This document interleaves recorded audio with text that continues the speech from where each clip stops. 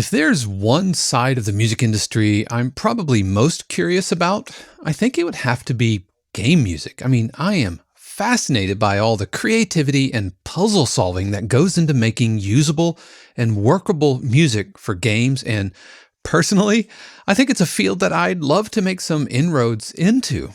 That's why I'm super excited to welcome Adam Fligsten, founder of the music production company Silen, which specializes in music for games. And we chat about his own personal journey from production music to game music. We talk about the various components that go into game audio and how the library music world overlaps with the game music world. Plus, we're going to take a listen to a loungy arrangement of a Christmas classic written by a member of the 52Qs community on this week's episode of the 52Qs podcast.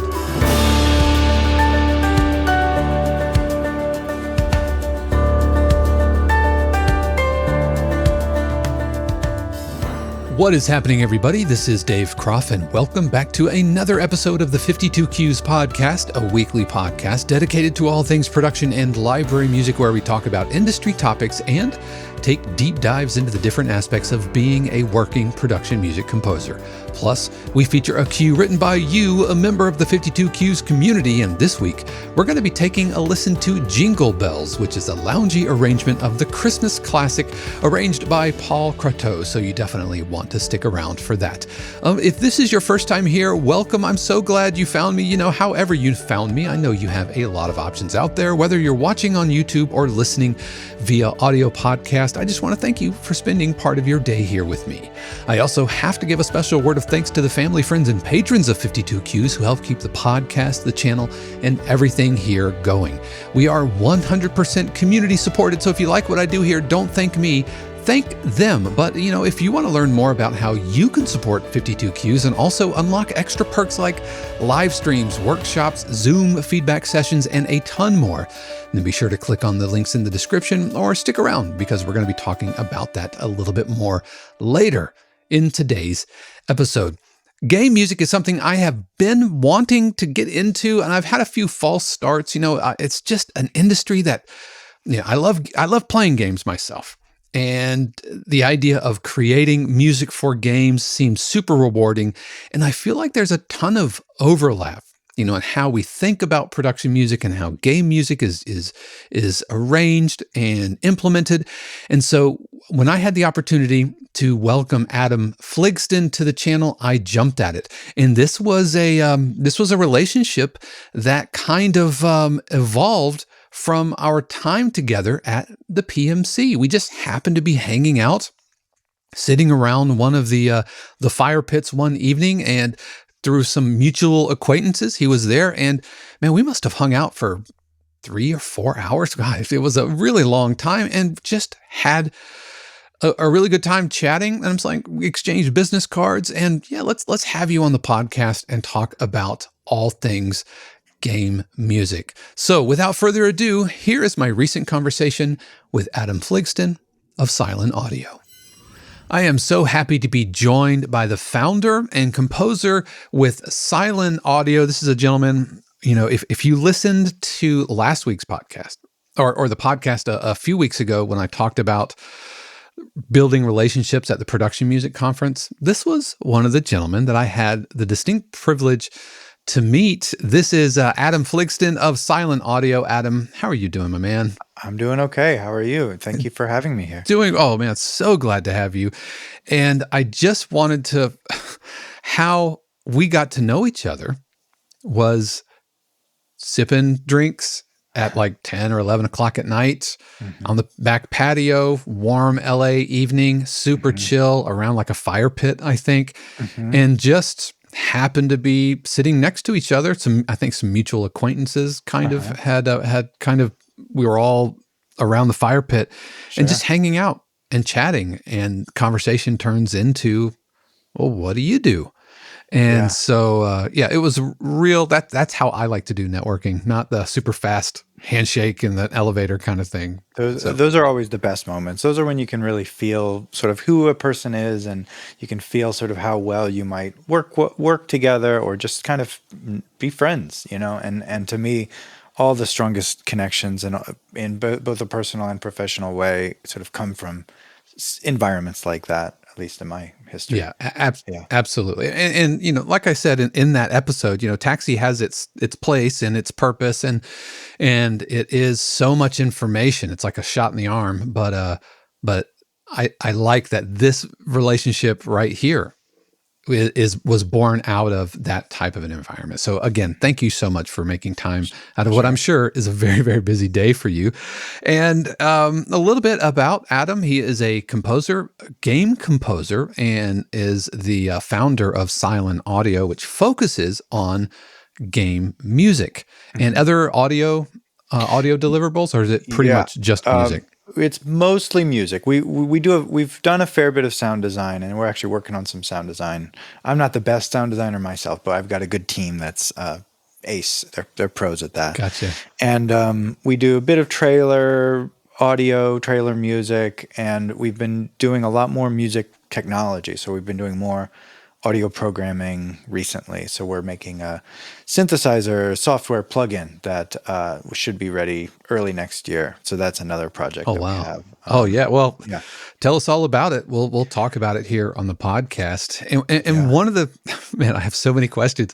One of the things that really, really excited me about wanting to bring you on the podcast is game audio, the line between like composer and sound design, and how much overlap there is from the production music brain and the game audio brain. So tell us a little bit about that. I mean, you have credits, like Law and Order, SVU, a lot of other Dateline. So you have a lot of production music credits as well as some film credits, but you've made this transition into game audio. So tell us a little bit about that journey for you.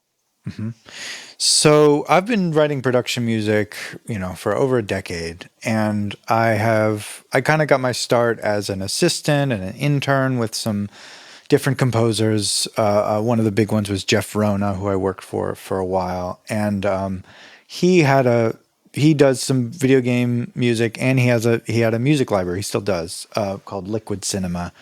So I wrote a little bit for that, and then that kind of got me comfortable with sort of what they want and all that kind of stuff. And I've just been kind of straddling all the worlds. This is what it means to be a working musician in 2022. Is you kind of have to try a bunch of stuff and try to get various income streams. So when one kind of levels off, the other one can hopefully fill in the gaps and so on.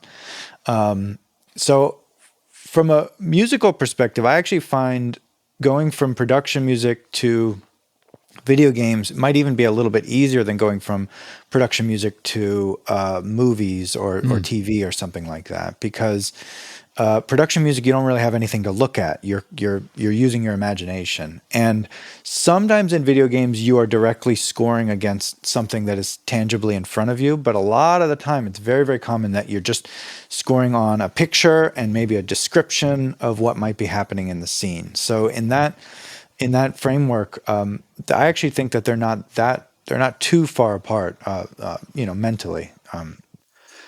Yeah. So it's no surprise, and the idea as a production music composer, you have your brief in mind, but you're also writing things which ultimately have to be malleable, they have to be flexible, they have to be modular.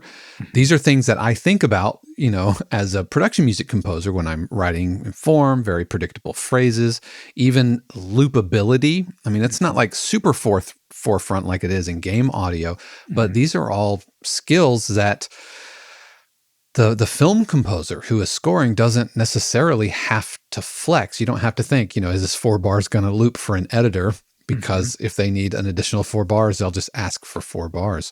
So am I correct in that those types of skills carry over into games? Yes, absolutely. I mean, you're always thinking about writing little moments or writing little segments that can be sliced in production music, that can be sliced and extended, or sliced and you take this section from here and this section from here and this section from here, and that's the way their editor is going to score it.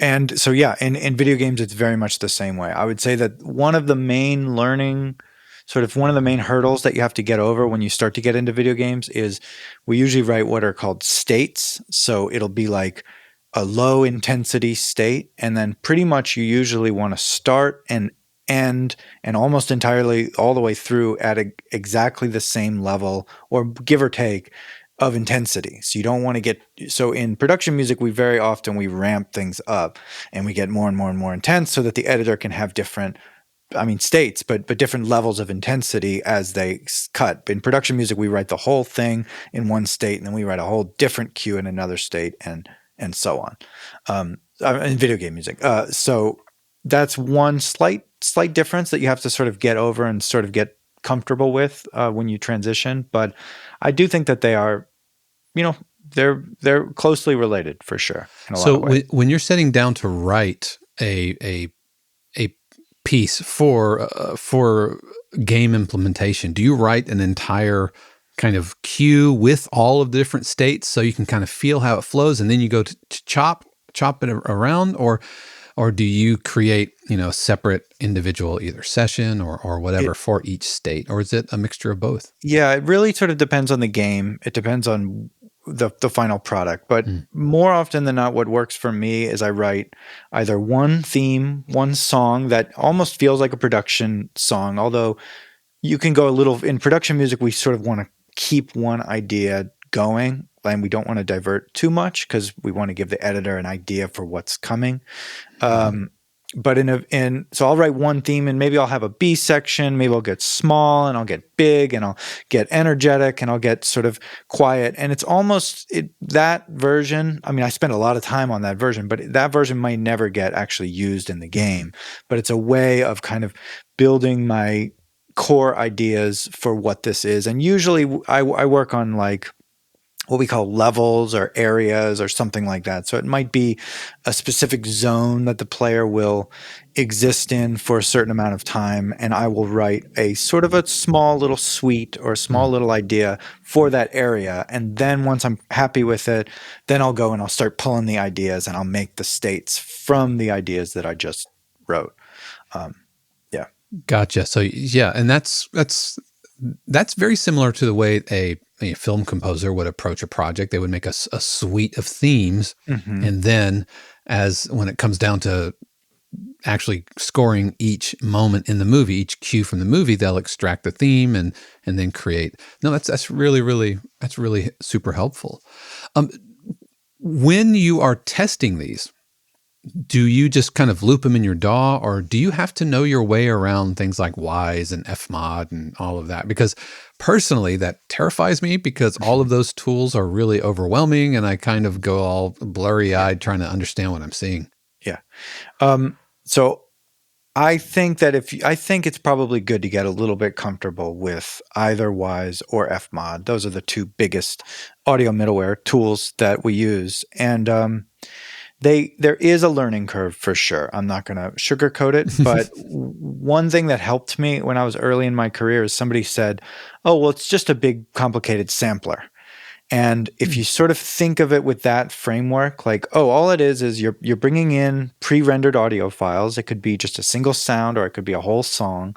You're setting sort of when does it play, and does it loop, and how does it loop, and from there, that's pretty much it. So, there's a light mixing and there's some light other, functions that you're doing, but it's not that complicated. It's just, when is this sample playing and why is it playing now? And if you can get kind of an idea for that, it's all pretty straightforward stuff. Gotcha. That you're dropping the knowledge bombs on me. I'm having the epiphanal moment. No, you're right. Yeah, I never thought about those middleware tools as basically a big contact instrument, that gets just it just gets fired in a different way instead of through a MIDI controller.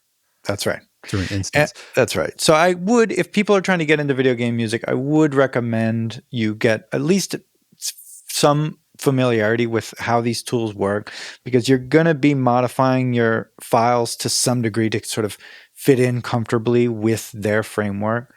But it's not, it's a learning process, but you don't need to be a rocket science. You don't need to learn complicated C++ coding or anything like that. And there's really good tutorials on YouTube and the really good demo projects that you can test and put your own songs in and see how they work and all that kind of stuff. All right. Yeah. Well, we've talked about how production music and game music is similar. What are some ways that it's really different? Like you have to retrain your brain to stop these habits that you get into when that you might have spent a decade working on. Yeah, sure. So the big word that I would say is specificity, where in production music, a lot of times we are trying to sort of paint with a relatively broad brush where we want it to be able to be used in a sports over here and the same song, a sports or a commercial or some, underscore on some TV show. So you don't want to be too, you want to be able to do a good job at that sort of generality. And that's sort of the challenge of production music in a lot of ways. With video game music, it's kind of reverse. You want to get, at least I want to get as specific to the zone or the world or the game itself as possible. And sometimes that means making very decisions that could only be used in the context at which it exists and nothing else. So that would be probably the main difference. But I think most musicians are pretty good at actually being specific. I actually think that that's less of a challenge than it might be, unless maybe, like you're saying, you've been spending the past 15 years writing production music, suppressing that bone in your body.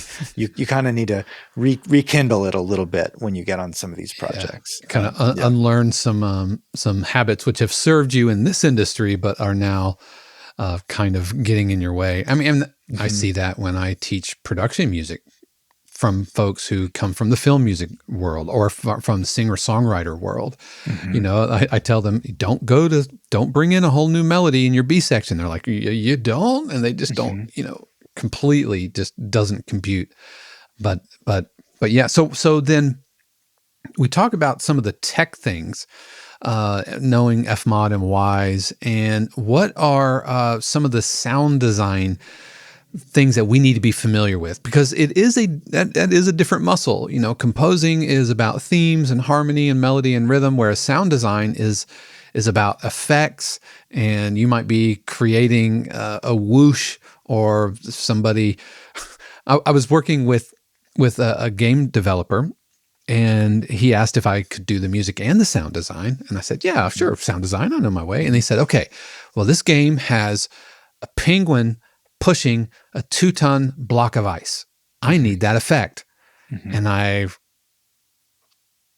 said, well, maybe sound design isn't my gig, because I couldn't begin to imagine how to come up with that. So how much sound design should we composers be familiar with?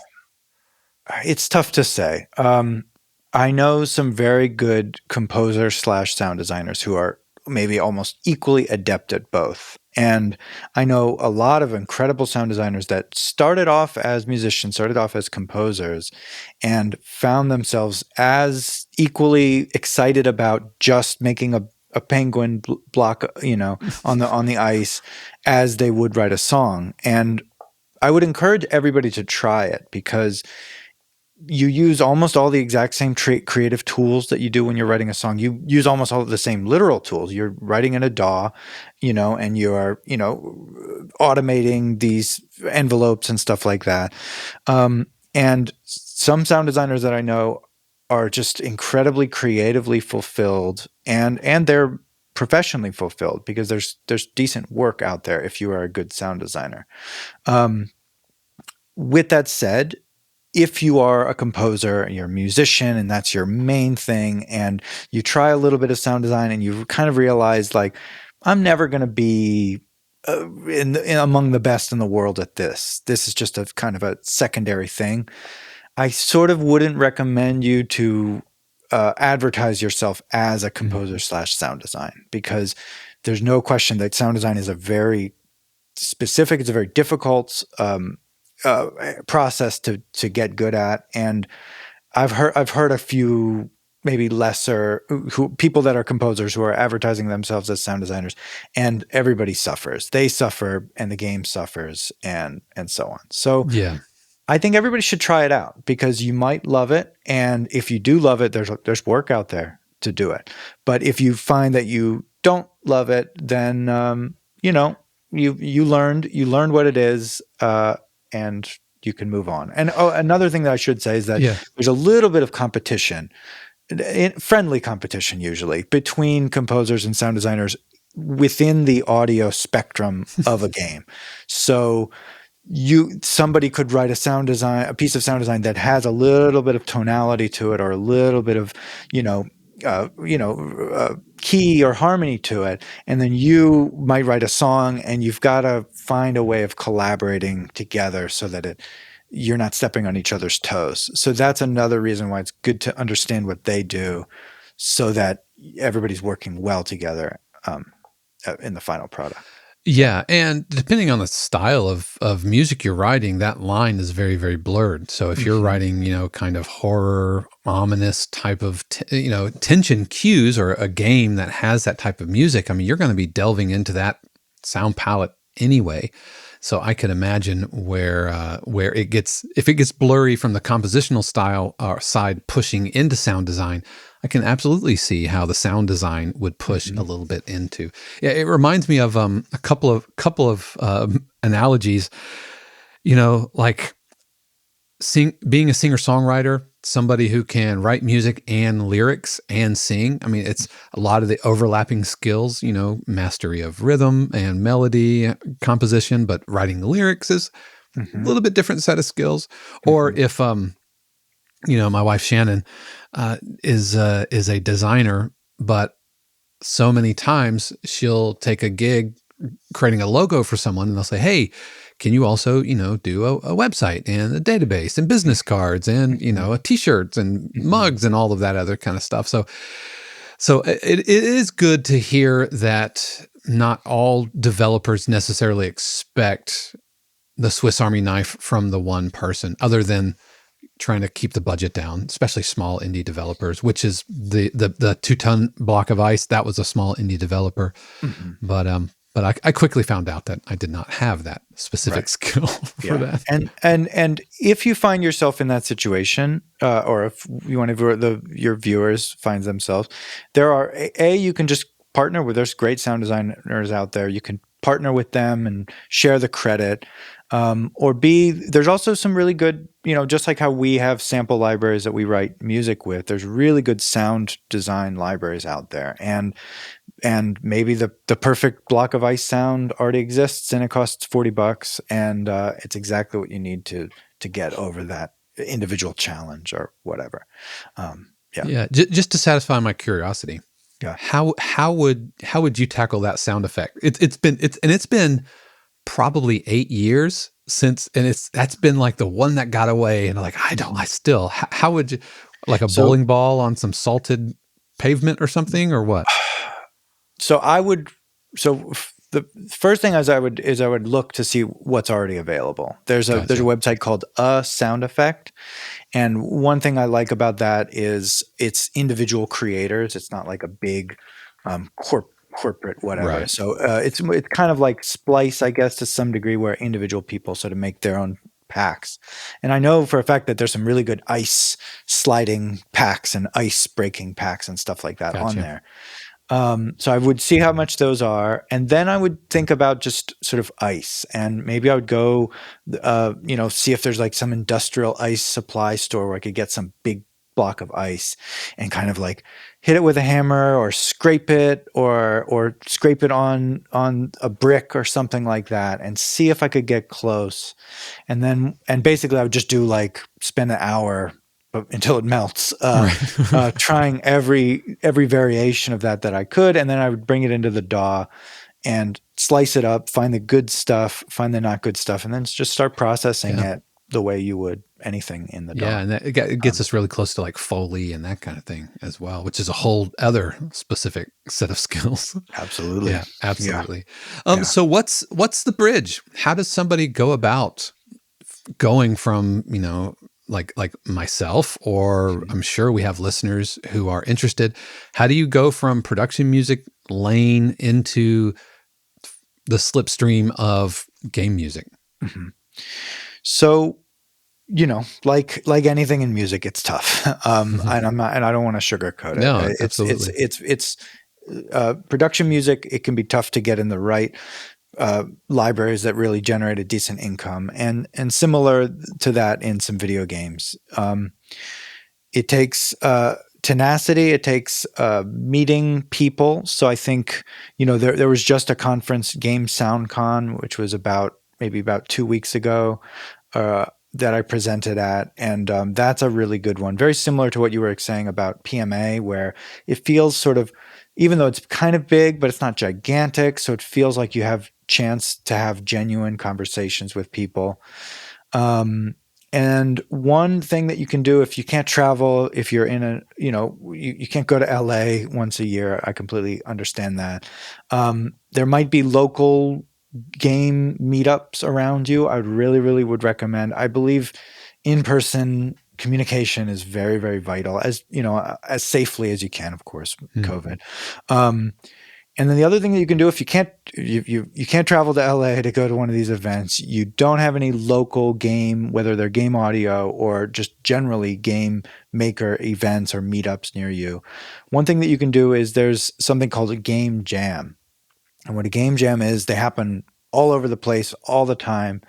But usually the framework is you have about 2 days, and maybe it'll be Friday evening to Sunday evening, and they'll give you a concept, and then you'll meet with a team. Maybe you meet them on Discord or something, and you say, I'll do the audio or I'll do the music, and they make the game, and maybe the game is about, penguins, and everybody all over the world competing with this makes a different idea about penguins.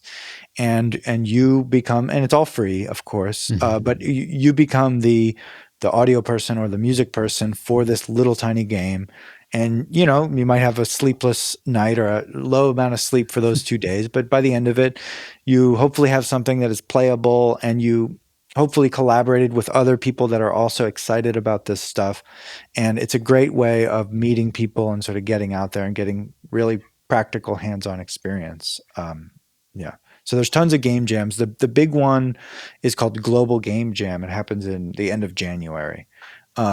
And that's a good one. There's another one. I'm probably saying it wrong, but it's called Ludum Dare, Ludum Dare. And I think that happens maybe 3 or 4 times a year. Those are probably 2 of the bigger ones that I would recommend people checking out. But there's tons of them.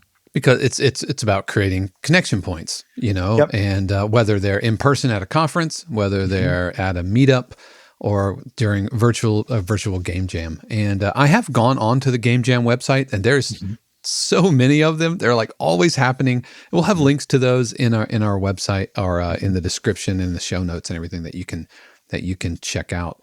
So what was your path? What was your specific path? Was it game jams? Was it conferences? Was it right place, right time? A little bit of everything? Probably all of the above. So I started out in sort of electronic and hip hop music. I didn't even use a computer when I first started. I used an MPC 2000 XL. That'll sort of date me how long I've been doing this. But and then I got really fascinated with music for media and video games and all that kind of stuff. So I started working as a intern and then an assistant for some composers, and then I did some ghostwriting and some secondary work on some stuff. And then I was doing production music, and then I started teaching at some point, which was another sort of secondary income stream for a while. And then it's just been all sort of in-person connections, friends, acquaintances, and all that kind of stuff up until now. So it's like everybody. It's like everybody has a very similar story where it's haphazard and confusing and circuitous, and you meet this person, and somehow it all comes together.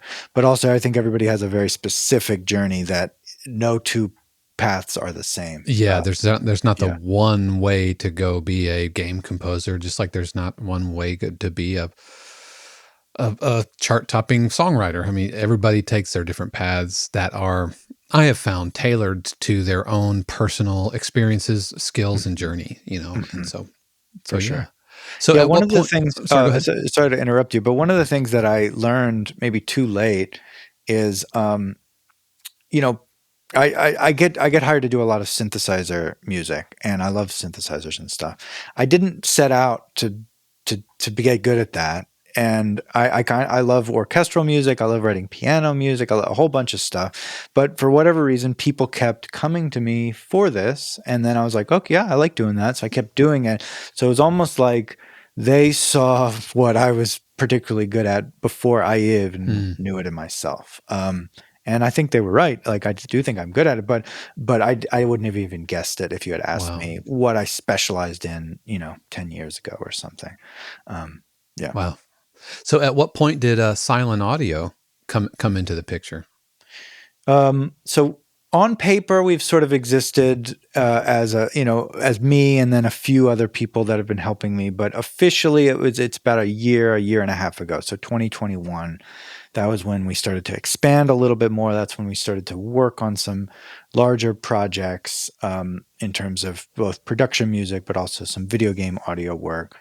And so we're about a year and a half old as a official company now, and so far things are going okay. So far, I've been really happy with the progress we've made. We've got some exciting stuff, some of which we can't announce just yet, but we're working on some cool stuff.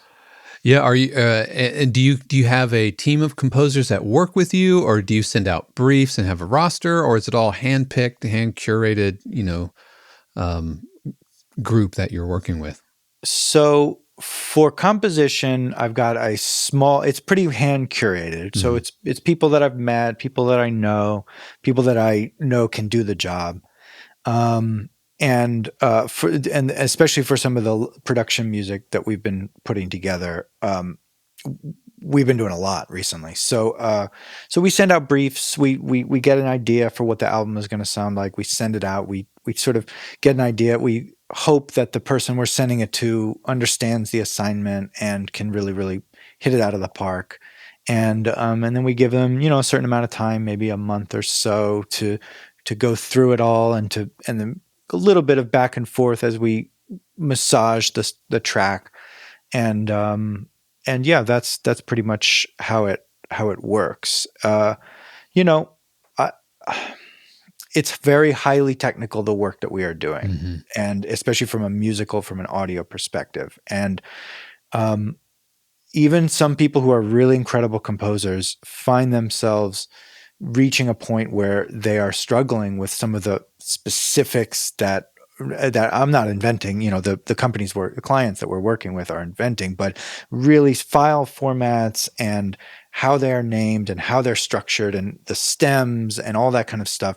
It becomes a very technical job pretty quickly. Lots of details where like even a misplaced underscore could potentially, throw an error and cause problems, which when we're just writing things for ourselves or even shipping them off to the libraries, there's very few editors for, Law and Order SVU. Probably a misplaced character in a title is probably not going to bring that production to a halt, but it could absolutely create a roadblock for a game, right? Yeah, for sure. And especially when it just comes to production schedules and stuff like that. Even if it's, an extra week as it takes to have the composer fix the stuff, that will unfortunately have us wonder, should we work with that person the next time around? And I it's unfortunate that that's the case, but that's just the practical reality. So there are a number of people that are incredible composers, and the music that they turn out is incredible, and I would love to continue to work with them, but can I expect it to get in the way that we need it to be on time? That's a different question. Yeah, because being a good composer it's expected. Like everybody in this gig is a good composer, but what makes someone successful in this arena versus this arena could be their attention to detail. Maybe they're not the strongest composer, but they deliver on time and they hit every single, item in your punch list, and you can just implement it right away. And so that's super important, and something that we production music composers, I think, are especially good at because often we are dealing with different libraries who have their own bag of hangups and their own expectations. And this library wants eighths, this library wants waves, this library is 44.1, this one's 48K, this one says 30-second cut down and file can't be any longer, and this library says 25 to 28-second button placement. And so I feel like we're used to keeping track, or at least the successful production music composers are very adept at keeping all of those details, all those plates spinning. So yet another skill that I think translates really well to game audio. Yeah, and literally too, because some of the composers that we're working with who have a decent amount of production experience, they have no problem when we ask for the file formats to be a certain way, or the length to be hitting a length target and stuff like that. They just nail it right away. So that's again another skill that you get from doing high level production music that really benefits you down the road. Now, I want to talk about something that you mentioned. You said we're in the middle of working on a game and we can't talk about it, and that is the dreaded, infamous NDA.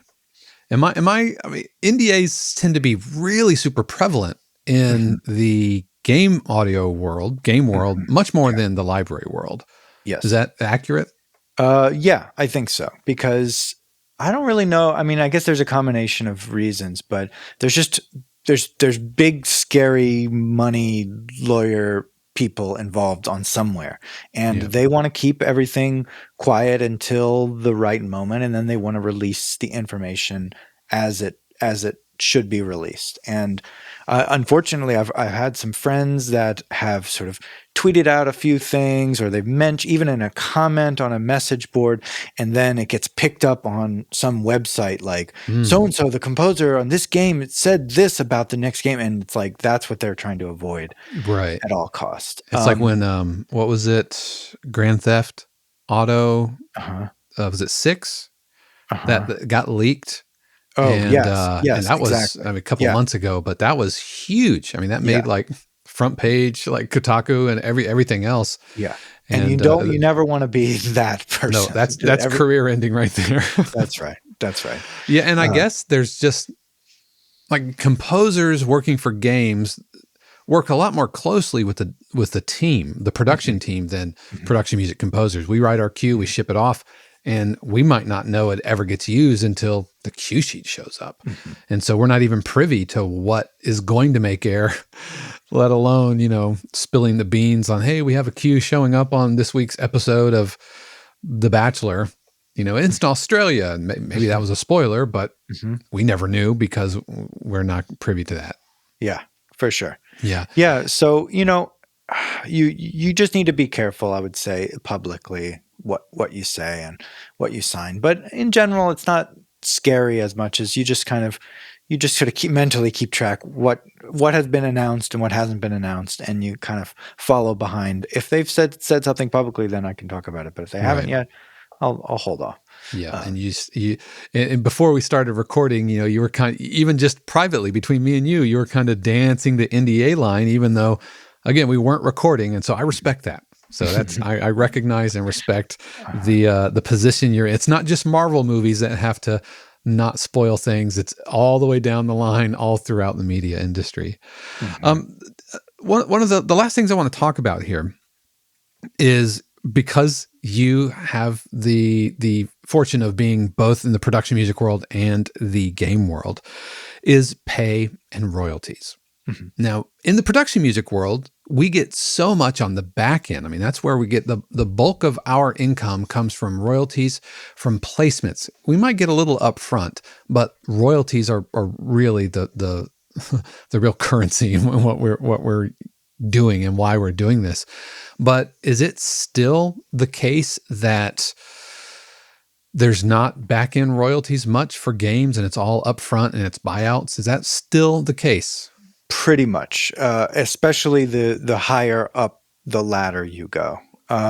So if it's a AAA game, you're probably not going to get really very much back end. Now there's a caveat there, which is in Europe, in some specific countries in Europe, on the PlayStation Network, and I'm not sure why it's only that, they have ruled it as a performance. So when somebody is sort of streaming from the server, they've ruled it as a performance. So And it does seem like some things might be changing over the next few years in terms of how PROs collect on some of that stuff. So there is a little bit, and in some cases, in some games, quite a lot of collection that's happening in these very specific situations. But I would say 99 out of 100, you're not really getting much back end. Yeah, and this is what, organizations like the Production Music Association, this is what they exist to help with, to help move the needle a little bit on that.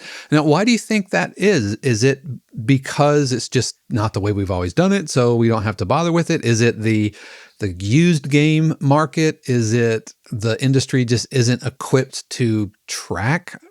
What's the real driving force behind I think that? well, so much of what we do with royalties comes from decisions that were made decades before maybe even our parents were born. Right. So they come from environments where a movie might be a performance, quote unquote, but may not, and something on TV is a performance, but if you buy a DVD and you play it, that's not. It's like there's already sort of this weird arbitrary lines that kind of make sense but kind of don't make sense depending on how you want to look at them. And I think video games are victim to that sort of gray area where they are relatively new in the great scheme of things medium, and even treating music in games as an entity is relatively new, a concept, 30 years from ago. So that's sort of the reason. So there's definitely different ways that people have tried to get more credit and more royalties and more understanding of game music. But, we're in this weird period of history where where the rules haven't caught up, the legislature hasn't caught up to the reality of the industry. Yeah, I will say one thing is that if you are on an indie game, a good bargaining. One thing that you will hear a lot, and I've heard this a million times on indie games, is we don't really have much of a budget, but can you write X amount of minutes or hours for our game? And one bargaining tool that you can have is you can say, okay, well, normally I take this amount of money, but I'll take this in exchange. I get to keep the soundtrack rights and I get to keep the music, the ownership of the music. And it will be basically, I am licensing the music to you, to your game. And so that's a way of sort of turning the tables to some degree, retaining ownership, and hopefully collecting a little bit of back end, because you can sell the soundtrack, you can maybe even license it in other usages depending on the contract, and then you can also get some, other sales other ways. Maybe even somebody will cover your song, and they'll have to pay you a little bit of a fee for them covering it. Right. So you're keeping your publishing and your ability to put it up on Spotify, and I guess relicense it maybe to other places, maybe throw it in a production library. Yeah. So I've done a number of games where we have a non-exclusive license, but or maybe it'll be an exclusivity clause that expires after a certain amount of time. So it'll be a 3-year exclusivity clause after the game gets released, and then once that's done, you can license it wherever you want. And maybe you'll make some money. Maybe it'll just sit on a hard drive, which a lot of our music does. But at least you get to know that you have that and you can use it. It's yours. You can do whatever you want with it. I guess you could also put it up in some of these Unreal marketplaces and what are your experiences with those? Because there are some really prominent YouTubers who espouse the financial rewards of exploring those marketplaces. It's Unreal, and there's two. Unity is the other one. Unity, yep. And are those worth exploring, or are they just super saturated, or what are your thoughts on those?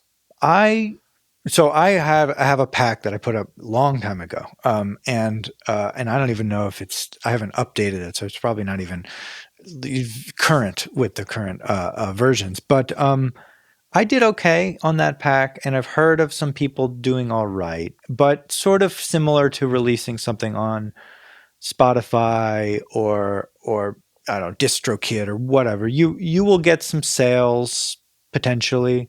I'm not sure that it's likely that it's going to be. It's often maybe not, the amount of money that you get back is maybe not worth the time that you put in. But if you already had the music, then that might change the equation a little bit. Right. And it is maybe just also a promotional tool. You can say, I released this. This is all my music. I know how to do, the loops in the right way. I know how it's comfortable for people to work with it. So it's sort of a proof of concept to some degree. So I definitely don't think it's a bad idea to explore. I would encourage everybody to explore it, but I also don't think that people should think that it's going to pay their rent or anything like that. Yeah. Gotcha. So if there's somebody listening right now who has never done a game but they're a production music composer, what would you say should be their first step towards this industry? So I think the game jams. I think, number one would be just learning the concepts. So watching some YouTube tutorials, watching about how game works from a technical level. I think that would be number one. Number two, I would say maybe starting to participate in game jams, like I said, and starting to just be out in the world, meeting people and showing that you are excited about making music for projects like maybe they're working on. I think that those are just easy steps, not easy for everybody, but low barrier to entry steps that everybody should be doing. And you'll really start to get a sense of how it works, what you need to learn, what you currently don't know, and what you do need to know. And so you got to put yourself in those environments, right? That you could have the chance to be heard by folks. If you're just working on quote unquote game music and putting it out on your SoundCloud, that's like practicing free throws in your backyard and hoping an NBA scout walks by. That's right. Technically it could happen, but probably not the most efficient way. Well, right. Adam, thank you so much for joining me today. If folks wanted to learn more about you or what you're about, where would they find you on the internet? So my company's website is Silen, SILEN.audio. So that's what we do. And if you go onto the website and you scroll down to the bottom, there's a newsletter. We put it out, fairly regularly. So that will definitely be a good way of keeping up with what we have going on, including some announcements, which we should hopefully be releasing soon. Once the NDA lifts. Yeah. Another thing that I've been doing, a bit, although I probably should be doing more of it, is making my own YouTube videos. So you can check me out on YouTube. It's youtube.com/@@ Adam Fligsten, so my name, ADAMFLIGSTEN. And I like doing tutorials. I like sort of helping people. I like answering people's questions. So if people do have questions and they want me to expand on something like that, leave a comment on one of the videos and I'll see it. And maybe I'll make a video about that subject. Yeah. And we'll have links to all of that in the description and in the show notes. And I can confirm he is very generous with his time because I talked his ear off at PMC, just asking him many of the same questions. You've been very patient with me. Thank you. Right. A lot of the same questions that I asked here today, because I know for me personally, game audio is kind of one of the, to use a game image, it's kind of one of the gray areas of the map, like on Diablo, right? It's out there. I can look, I can see it, but I don't have the details. And it's something that I've always wanted to get into. And it's a desire that I have. Who knows? It might turn out to be the same way that I thought I wanted to do audiobook production, because it's a lot of the same tools, a lot of the same skills. But come to find out, I just didn't have the stamina and the fortitude for it. And so game music might be like that, but it's something that I've always wanted to explore. And so most of these questions were for Dave, but I hope somebody out there will benefit. But thank you, Adam. Thank you so much for joining me today. Well, thank you. I love talking about this stuff. I really appreciate you having me on here. And thank you for everything that you're doing with the community, building community, and giving people the tools that they need to learn to really get into it and earn a living at this stuff. So I really think what you're doing is really, really valuable. Thank you. Thank you so much. Once again, a huge word of thanks to Adam Fligsten from Silen Audio. We're going to have the links for Silen Audio in the description, so why don't you go check them out? We're going to take a quick break, and when we return, we are going to be listening to Jingle Bells, which is a loungy kind of bossa nova arrangement arranged by community member Paul Croteau. But first, let's hear a few words from Mrs. 52Q's Shannon Croft about how you can join us in the community.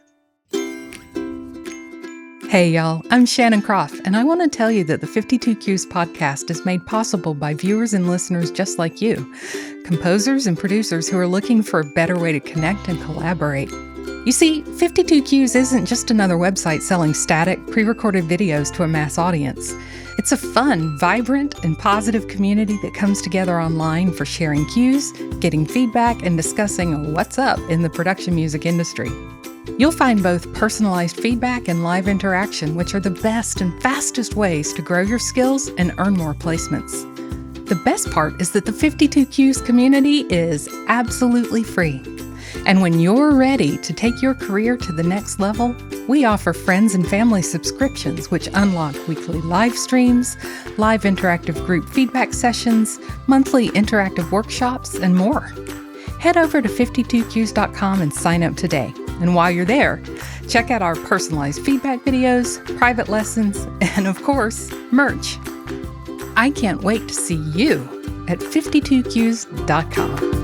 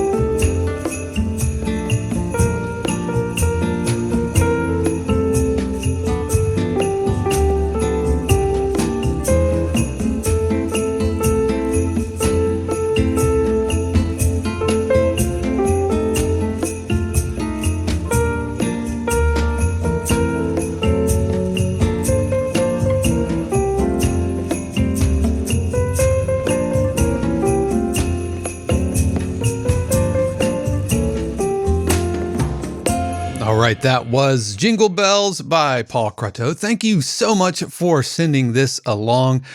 I absolutely enjoyed this, and I loved the Girl from Ipanema kind of Jobim vibe to this. And I think you could probably lean into it a little bit more and maybe put some of like the half step, from like G to G flat or a F to G flat, push that and then lean it back down. I think we could probably just lean into that a little bit more because I think it's really, really good. I think it's really good. And you mentioned in the submission that it hasn't found a home yet. I'm really surprised by this because I think it's well done in Jingle Bells. It's public domain. I wonder if it would work in some of the stock music stock music marketplaces, and maybe this is just coming off of having Stephen Bedall onto the show, and we just did a workshop with him, and so right now stock music is way in my brain, and so I think this could work. Maybe a title change, so instead of just Jingle Bells, how like Jingle Bells Bossa or Jingle Bell Bossa could probably help with that, or like Joe Beam bells, or Jingle Bell Joe Beam, or just something so that listeners know, or not listeners, well, obviously, but potential libraries or clients, as they're browsing through the marketplace or the catalog, they say, "Oh, Jingle Bell Joe Beam or Jingle Bell Bossa." I think that could be really, really cool. Speaking of Joe Beam, I think the bossa elements could come out, the bossa percussion. And one of the things that I learned in my jazz studies at the University of Memphis, and there were two primary and kind of co-heads of the jazz program. One was a sax player, an alto player, and the other one was a bass player. And so I really enjoyed my time. His name was Tim Goodwin. May he rest in peace. I believe he passed recently.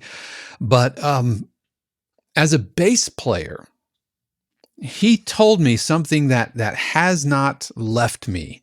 He's like, when you play a bossa, especially if you're playing a Joe Beam bossa, go back and listen. Go listen to what, the guitarist is doing, and what they're not doing is a boom, ta boom, boom, ta boom, boom, ta boom, boom. It's not that samba bass.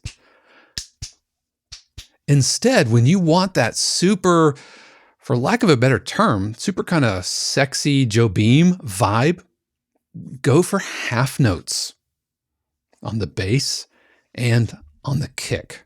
Half notes. So it's ja, ja, ja, ja, ja, ja. So there's a little light shaker. And whenever I play a Joe Beam bossa, I will use a stick, cross stick on the snare, and a brush, and I'll actually create the shaker by just sweeping side to side on the brush.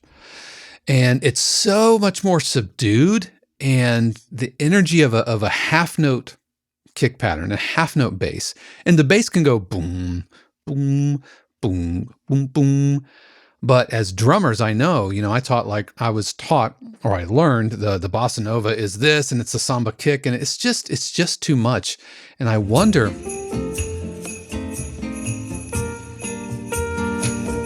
if we lean more into the bass and the kick pattern, the half notes.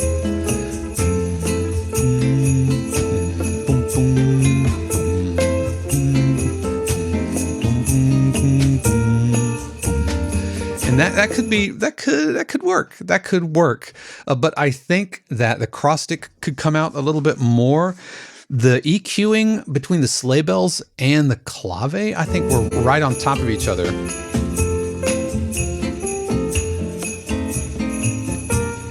And so they're interfering in my ears.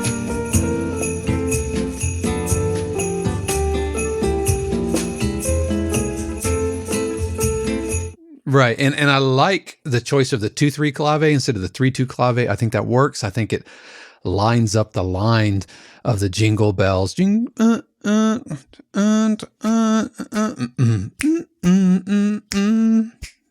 think that works. I think that works well. Might even be able to add a guiro in here.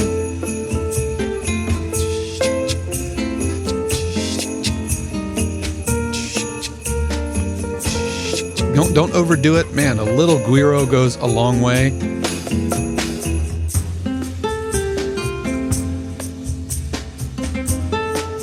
All that having been said about the half note Joe Beam bossa, you've done a really good job of not overplaying. Like you've done a really good job of not overplaying our drums here, and it's not offensively loud and aggressive. So I commend you for that. I think that's really, really good.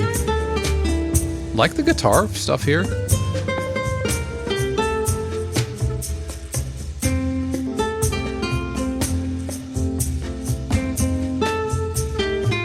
I think the piano can come out a little bit more in the mix.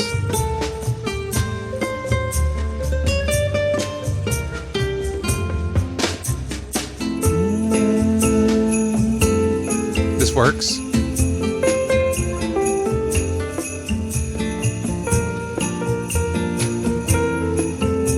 feel like we could have done a little bit of harmonic substitution here. Just some passing motion, so it's not just staying on tonic through there. I think that could just add a little bit of spice to that. But I enjoyed this. If I were you, man, I would throw this up into a stock music marketplace, and yeah. But it's well produced, and here it is. This is our last episode right before Christmas, and I thought it was appropriate. It would be appropriate to feature a Christmas cue. So thank you so much for sending this along. As I mentioned, Paul sent this along during our week 50 search, and we do weekly feedback threads every single week. And so if you want to submit your own cue and get feedback from the hundreds of members of the community, or even leave feedback for others, we absolutely want to have you with us over there. And if this was something you enjoyed and you're looking for more in-depth feedback of your own cue, video feedback, then why don't you head over to 52cues.com/coaching. And the service I provide, we do a rundown of the mix, EQing, mastering, titles, form, structure, harmony, all of those things. Head over to 52cues.com/coaching for more information. So that's going to do it for me this week. You don't want to miss next week, where I am going to unpack how I use one Logic session as a sketchbook, how I use track alternatives and keep all of my melodic and musical ideas all contained, so that when it comes time for me to create a cue, I don't have to start from complete scratch. So next week, we're going to be talking about my musical sketchbook. But that's going to do it for me. Again, I have to give a word of thanks to the family, friends, and patrons of 52 Cues who help keep all of this going. Check out information about how you can join and you can support us by heading over to 52cues.com or clicking links in the description below. So I hope that you had a fantastic week 50, and I know that week 51 is going to be great. How do I know that, friends? Because I know and believe and trust that the universe has amazing plans just for you. Until next time, peace. The 52 Cues podcast is copyright 2022 Dave Croft, all rights reserved. The music played on the podcast is copyright of their respective owners and is used for educational purposes only. For more information, including joining the 52 Cues community and submitting your cue for consideration on the podcast, head over to 52cues.com.